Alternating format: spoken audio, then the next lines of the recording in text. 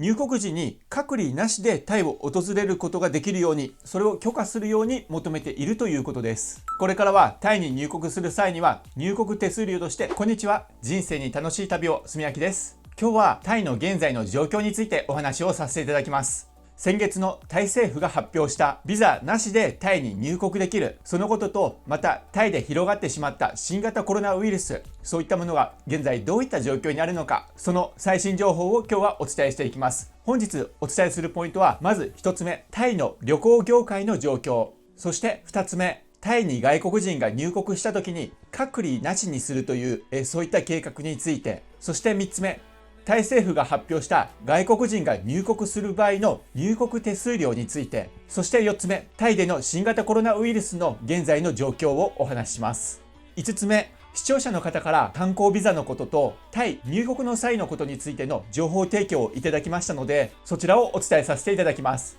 そして最後6つ目としておまけになりますが、現在新型コロナウイルスでも話題になっている南アフリカ共和国、こちらは私もよく行く国ですので、このアフリカでコロナウイルスが広がっているのはどのような状況なのかということをお話しさせていただきます。今回も様々な話題盛りだくさんなので、ぜひ最後までご覧ください。このチャンネルでは海外の面白い話や入国情報、おすすめスポット、そして最新情報いろいろとお伝えしています。これからもお役に立つような情報をどんどん配信していこうと思いますので、動画を見て面白かったな、役に立ったなと思った方はぜひチャンネル登録してみてください。それでは最初の情報になります。1月12日、タイランドハイパーリンクスの記事になります。タイの旅行代理店協会である ATTA は、現在登録しているタイ国内にある外国人に向けた旅行会社のうち、約3割が廃業し、約5割が一時的に営業を停止、わずか2割が外国人相手ではなく国内旅行に軸を移すことで事業を継続しているということを発表しました。タイの経済は観光産業にある程度依存しているところがあるので、現在2割しか稼働していないというようなこの状況、とても大変なところになっているんじゃないかと思います。また、すでに3割が廃業しているということで、さらに廃業する会社はこれから増加していくということが予想されますし、タイ政府としても早く観光客に戻ってきてほしいというところがあると思います。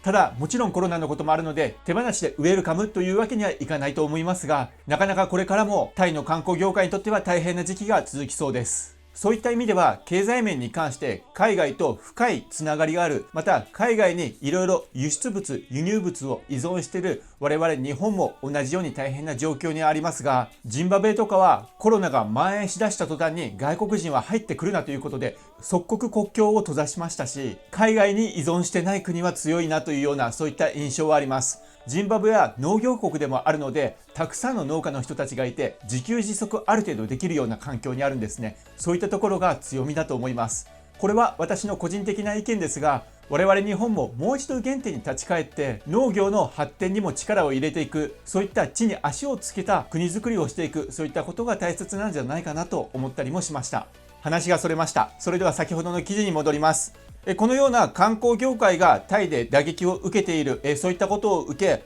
タイ旅行代理店協会である ATTA は、新型コロナウイルスのワクチン接種済みの旅行者が入国時に隔離なしでタイを訪れることができるように、それを許可するように求めているということです。ATTA は今年の7月くらいにはそのような制度で外国人をタイに入国させてもらえないかというような、そういった要望をしているようです。タイ政府側としては判断に関しては慎重になっているということです。諸外国のワクチン接種、その後のコロナの感染がどのようになっていくか、そういったところを見ているところだと思います。現在タイでは入国時に2週間の隔離をする必要があるんですが、やはりそれがあるおかげで観光客はほとんど伸びていない状況になります。それは日数的なこともありますし、隔離している間のホテルの料金、それもある程度かかるということも、資金的なこともあると思います。もし将来的にワクチンを接種した人は隔離を免除された上でタイに入国できるということになれば、気軽にタイ旅行に行くことも現実になっていくのかもしれないです。それでは次の情報です。こちらもタイランドハイパーリンクス1月15日のニュースになります。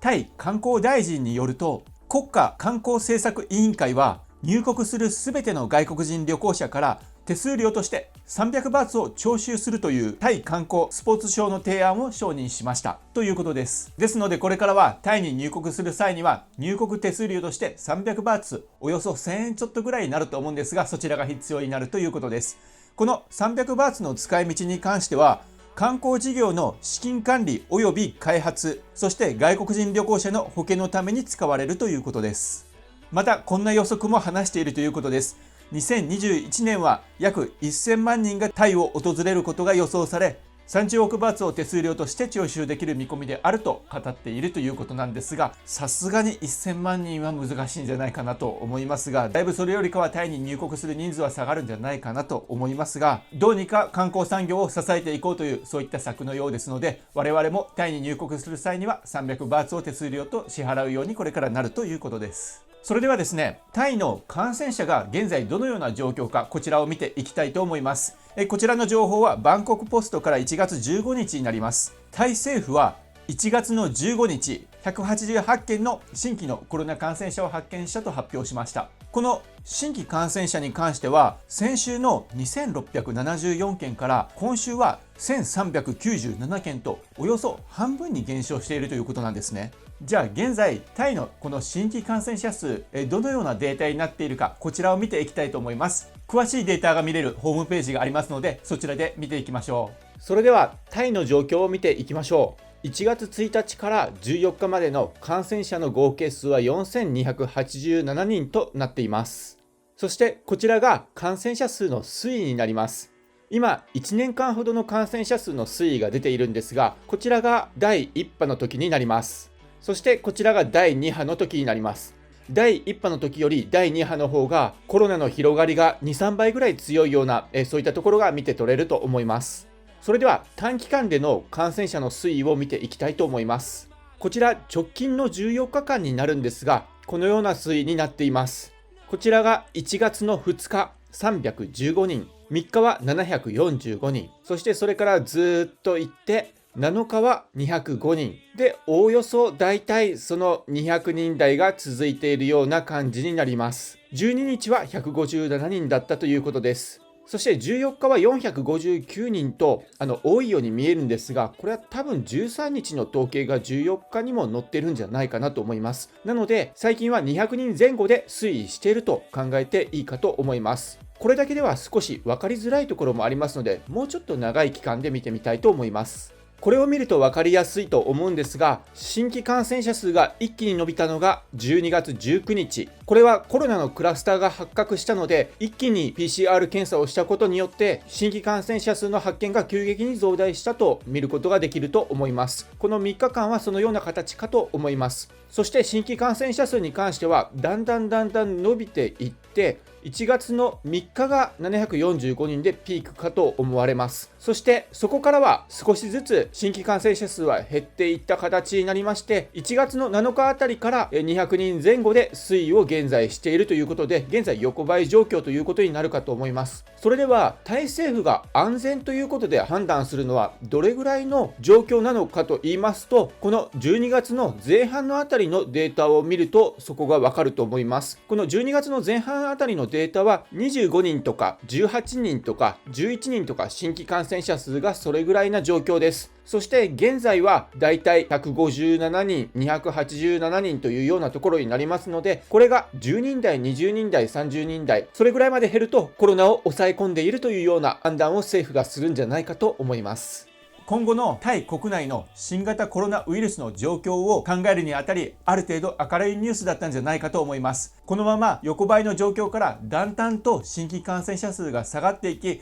今月末や来月初めぐらいにはある程度落ち着き出している、そういうようになることを願っています。それでは次、観光ビザに関しまして視聴者の方から情報提供をいただきましたのでお伝えさせていただきます。まず観光ビザなんですが、タイに滞在できる日数は60日になります。そしてその後延長をすると30日間の延長ができて、合計で90日間滞在できることになります。ですのである程度長いスパンでタイに滞在することができるんですが、この観光ビザを申請する際に職業を証明する書類が必要になるんですね。例えば会社員であれば在職証明書であったりとか休職証明書であったりとか、そういったものが必要になってくるんですが、ただこれだけの長いスパンでタイに観光で行くとなると、やはりもう仕事を辞めて職に就いてない人も多いと思うんですね。そこで無職の人は職業を証明する書類がないので、その場合はどうしたらいいんでしょうかというような、そういった質問もいただいてたんですが、タイ政府としては職に就いてない人に関して、まずは一つ目として納税証明書もしくは非課税証明書が必要になるということです。そしてもう一つは身元保証書が必要になるということです。この身元保証書に関しましてはホームページからダウンロードすることができますので、そちらに記入をしてタイ大使館に送るような形になります。こちらのホームページのリンクは概要欄に添付しておきます。そしてこの身元保証人の条件に関してなんですが、20歳以上で日本に居住している方というような条件でございます。その保証人の署名入りのパスポートまたは運転免許証のコピーが必要になるということです。こちらに関しまして観光ビザを取得された視聴者の方からご連絡をいただきましたので、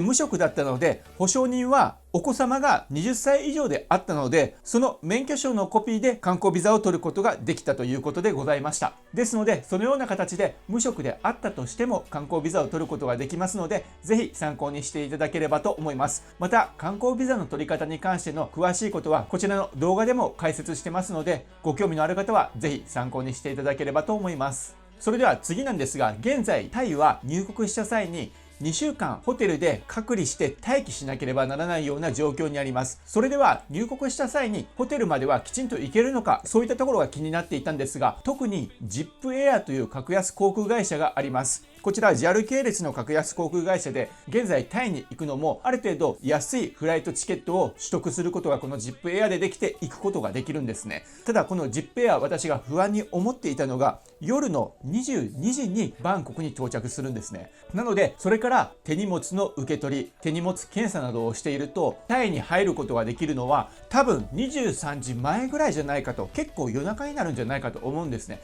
その状態でホテルに行けるのかどうかというようなそういったところが少し不安があったんですが、ZIP エアを利用してビザ免除でタイに入国した方より情報提供をいただきました。タイに到着した際もスムーズにホテルに行くことができたようです。入国手続きから全て完璧にエスコートされていたということです。全く心配はないということで情報提供いただきましたので、ZIP エアでタイに行かれようとされる方、また夜間にタイに到着される予定の方、そこのところご安心いただけるようなそういった情報じゃないかと思います。またフライトチケットに関しては時刻のことや料金のことなどこちらの動画で確認いただけます。また万が一コロナの影響でタイに行かれなくなった時、その時になるべく損しない方法、そういったこともこちらの動画で解説してますので、このあたり参考にしていただければと思います。それでは最後になりますが、南アフリカ共和国のことについてお話をしようと思います。前回の動画で海外にいつから行けるのかというような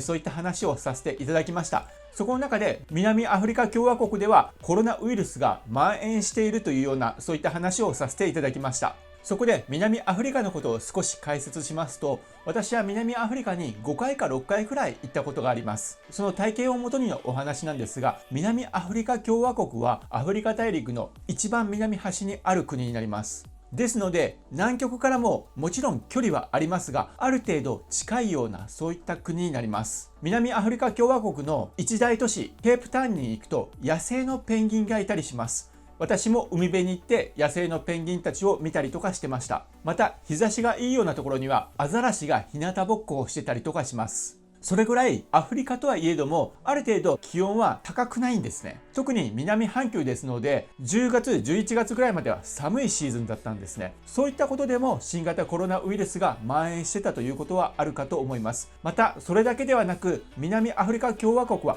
白人たちがたくさん住んでます。それは観光で訪れたりとかそういった白人だけではなく、もはや100年200年とだいぶ昔から住んでいるアフリカーナと呼ばれたりしますが、そういった移住者の白人たちがたくさん住んでいる国なんですね。そういった人たちは親戚がいるイギリスに帰ってまたアフリカに戻ってきたりとか、親戚がいるヨーロッパに帰ってくるようなそういった白人たちもたくさんいるんですね。そういったことからヨーロッパからの白人の観光客もたくさん訪れていて、特に分かりりやすいところで言えばハリウッド映画あるじゃないですか。南アフリカ共和国は風光明媚なところなので、特にケープタウンはビルが立ち並んでいて発展している近代都市でもあるので、ハリウッド映画でもよく舞台として使われたりもしているんですね。それぐらい海外の白人たちの往来が激しい国になります。そういったところでも少し他のアフリカの国とは特徴が違っているような国にもなります。そういったところでコロナウイルスが蔓延しているというところもあるんじゃないかと思います。そしてこれからは気温が上がる時期に突入していきますので、多分南アフリカ共和国の新型コロナウイルスはだんだん弱まっていくんじゃないかなと思います。日本からもマレーシア航空ですとかサウスアフリカエアラインとかそういったもので日本から南アフリカまで飛ぶこともできるので、とても素敵な国なので、行かれたことのない方はいつか機会があったら行ってみていただければと思います。特にケープタウンにあるテーブルマウンテン、これは絶景です。